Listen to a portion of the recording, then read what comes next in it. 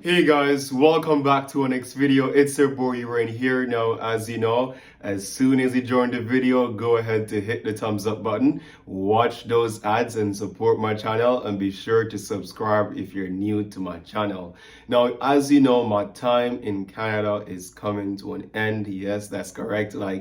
All my documents are about to expire. My school journey is coming to an end. I can't believe I'm actually saying this right now. It's like everything just happened so fast. And it's like I'm getting so big because this month is going to be my 20th birthday. Guys, you guys see the beard that I'm growing right now? The beard. You guys see this beard? You guys see the mustache? You guys see how my hair looks even more mature? Look at my hair now. My hair just looks like a grown man hair. Like, what's going on? You understand? Like, I was a child and now I'm just turning into a young adult, and I don't know. Like, I'm excitedly scared for this new chapter, and I'm just, can't wait to see what's to come in the future, because I know not just myself, but you guys are expecting big things from me, and like, I'm expecting the same from myself. So I'm excited to see what the future holds. But what I do know for certain is that my documents here are going to expire, and I might have to go back home, right, to Jamaica, as you guys know, as well as I might not have to, at least not yet, right? And not yet because, this is going to be a journey in Canada. Now, why I say that is, I finished school, my classes, my last exams should be December 18, and then all my documents expires end of month January. So I think I mentioned to you guys earlier that I do get a not 2, but 3 years work permit in Canada, right? And on that 3 years, I need to find a job that will be in my field. Like, they grant us that. Fortunately for us international students, as long as you don't break any rules, and I haven't broken any rule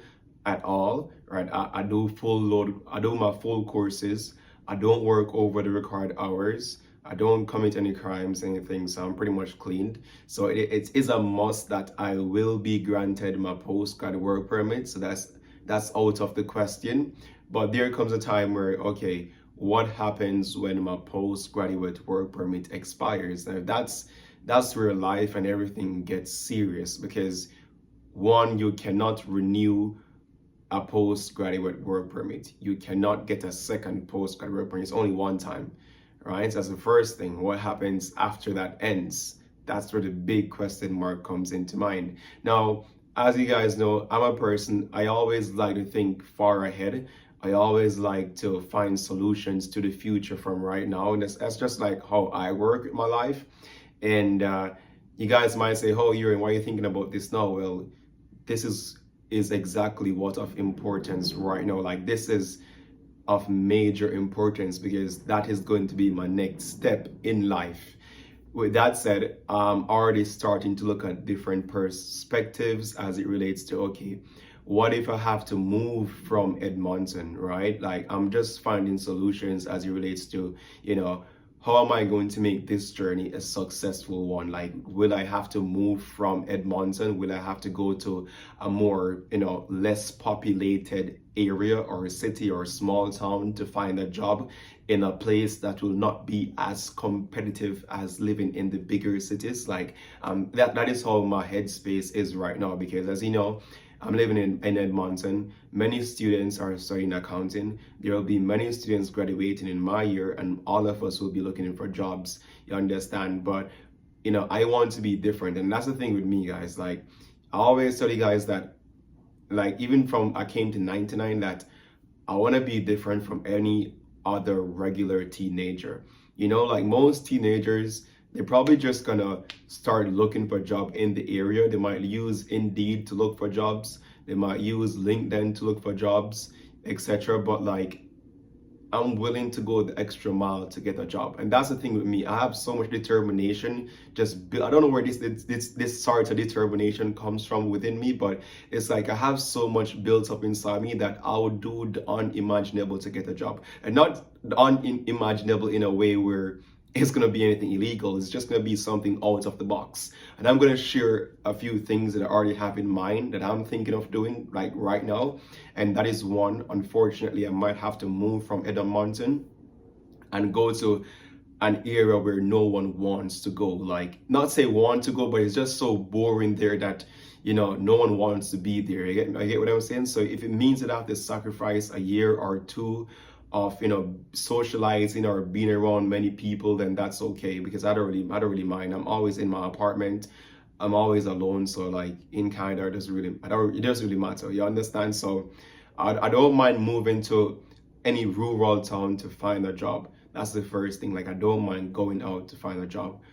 And that's one of my main plans right now. If it doesn't work out that I'm able to get a job in Edmonton, I'll move from Edmonton and go to a smaller town where I'm able to find a job in a less competitive area. That's the first thing. Now, if that doesn't work, then, you know, the old-fashioned way of getting a job is usually through resumes, right? Many persons, whenever they, you know, actually 99% of persons, whenever they want a job, they build a resume, they send out resumes here and there. No.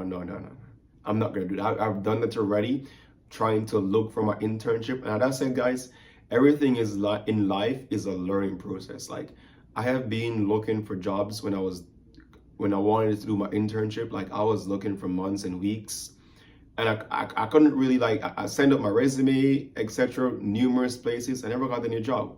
You understand? And I think part of it might have been with my resume not being professionally written, or it was, but, you know, maybe not up to higher standards, right? That could have been part of it. But I'm saying, you know, a resume only tells so much about a person, right? What if I can be different, you know, like try to segregate myself from the batch of resumes. Like, I'm thinking of walking into business places, you know, talk about my attributes, what I can give, you know, bring to the company, what I am expecting from the company. Because let me tell you guys, what I can understand in the corporate world is that they don't just want to know what you're able to give to the company. They want to know what you want from the company as well. Like, hey, I want a place where, you know, an environment where I can grow myself. You know, like, if you should ask me where I see myself, you know, in the next 5 years, I can tell you that, hey, I see myself here being in this position, or, you know, doing this, or etc. Like, you know, growth within myself. Like, that's what business like to see. They like to see when persons are ambitious and want to build themselves within their organizations. So if you ever go on a job interview, don't tell them that you want to see yourself working at another company in 5 years, because especially for corporate companies, they don't like that, because it increases their turnover rate.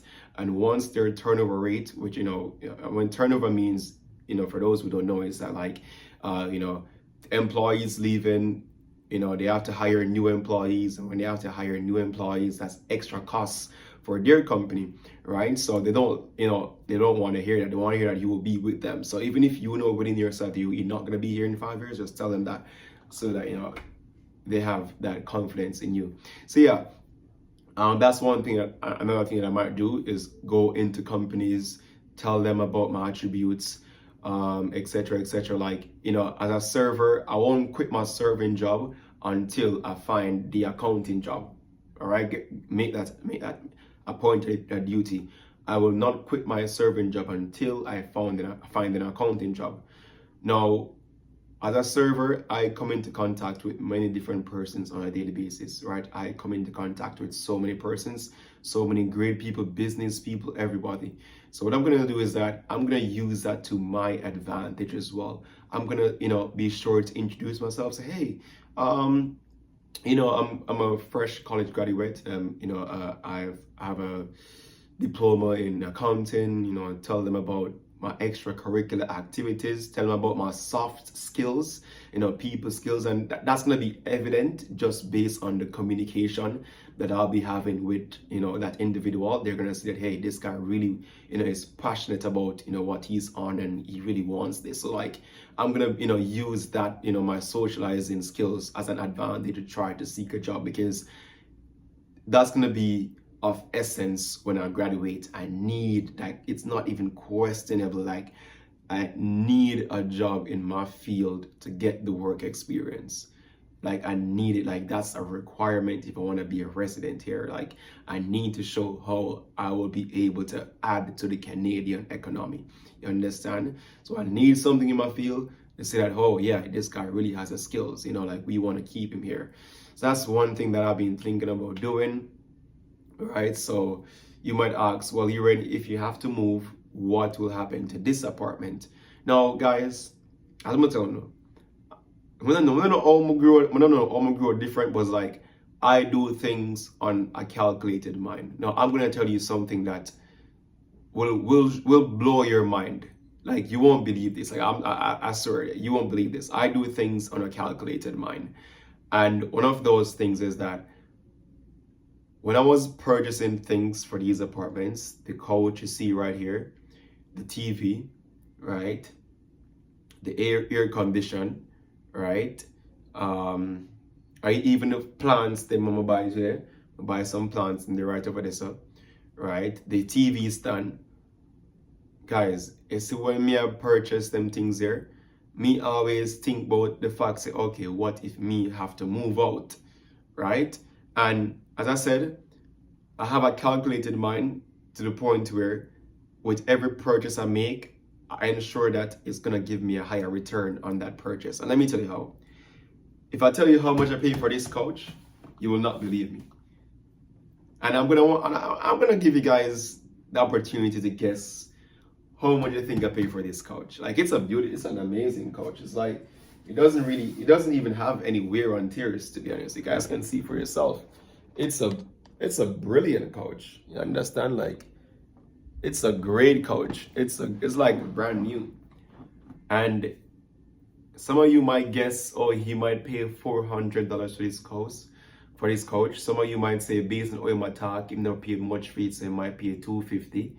Some of you we might even go down as far as to say, oh, he might pay $200. But anybody will say that on incorrect. I paid 100 Canadian dollars for this couch.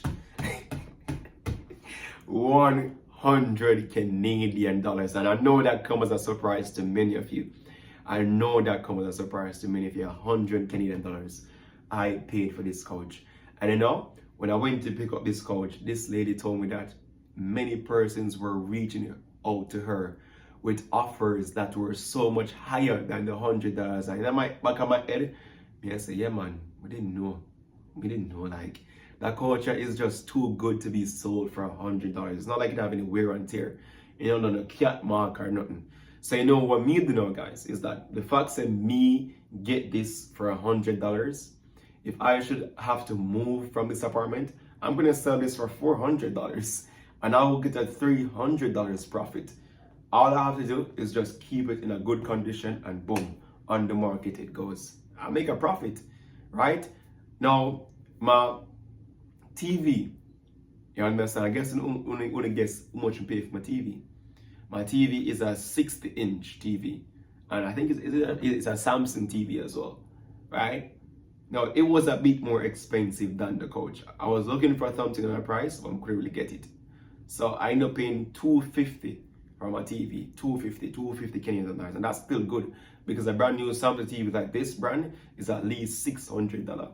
So if me I sell this back for $354 bills. So I'm still you can understand what I try to say, guys. It's like anything that I do, anything with mega buy, I don't. Maybe it's because I'm an accountant.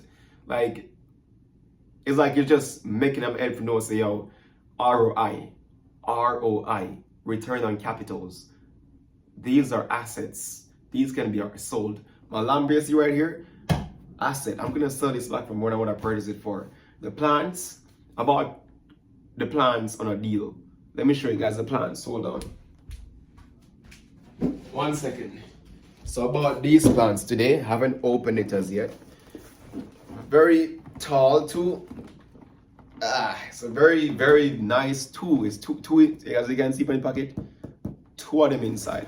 Now, let me be transparent right now. I paid for these two plants $90, 90 Canadian dollars, right? And IKEA was selling one of these plants for $70. I could have went ahead to buy one plant for $70 because really and truly we need two plants, right? But the fact that I could get 2 plants for 90, right? I'll just be paying an additional $20 to get an extra plant. Now, you might think to yourself, oh, the additional $20, I could have done something else. But as I must say, guys, I think about things from a different perspective. Now, I have a market. Okay, yeah, I should have probably explained this. I have a market to sell my goods on. I have a market. If you guys know about Facebook Marketplace, that's where I get everything from here to purchase, right? Like my TV, my couch, Facebook Marketplace. I have that market to sell my goods on, right? So I do research on the market because I went on the market to look for plants as well. So it's like I have first an idea on how much a plant should cost based on the market prices. And I'm gonna make it so competitive that I must get a sale for this plant. So on the market, the average prices for the plants that I was seeing is like $100. I was seeing one plant for like $70. I was seeing plants for like, 70 to 100. So look at it now, guys. I bought two of the similar plants for $90. I could have went ahead and get one for 70, but no, that was not financially. That wasn't making any financial sense. So I got two for 90, right? And basically, I invested an additional $20 to get 2 plants, because remember, I was going to get 1 plant from IKEA for 70, but rather I went ahead to get 2 plants for 90. $90 that I pay for 2 plants minus $70 that I would get 1 plant from, give me a $20 loss. But this loss can be turned around into a profit. How? As I mentioned earlier, the average price for this on Marketplace is about $80. I'm going to sell this for $70 just so that it is competitive in the market. Now, when I sell this for $70, the $70 I get from off of this, right, minus the $20 loss, my profit from this are going to be $50. And if you want to look at it from an even deeper perspective, right, I basically paid $20 for a plant. If you want, like that's a bit more complicated, but it's like, okay, I make a $50 profit, right? I make a $50 profit, you understand? And I paid what? $90 for the overall thing. So 50 from 90, that would have gave me what? 40, right? $40. But then you have to say, okay, if we went ahead to buy 1 plant, that would have cost me what? $70, right? So you know, it's all right, 70 from the 90, 20, and then from the $50 profit, 50. What may I try to say? Me have two of the numbers that I jump them. It's like I mix up myself right now. But at the end of the day, guys, the ROI makes sense. So it's like even if me have to move from here, so it's like I know where me I go to. You get me? It's like I know say these are all money coming back in. We can't even sell the post at them. And what do you know about Marty? We can sell everything that is. Everything. So yeah, guys, that's the next plan after college, when we finish up college. Like, I don't have to go back home in January, because as I said, it is a must that I will get by the postgrad work permit. But after then, I just need to find a job in order to like remain in the country. And yeah, just pray that I do, that my plan does work and I get something in the field. So guys, again, I think I'm gonna end this video here and then start to unbox this. All right, so again, guys, thank you so much for watching my videos. Remember to subscribe if you're new to my channel, and share the video, like the video, and yeah, let me know what you guys think. All right, so see you guys next time, and your reign is out. See ya.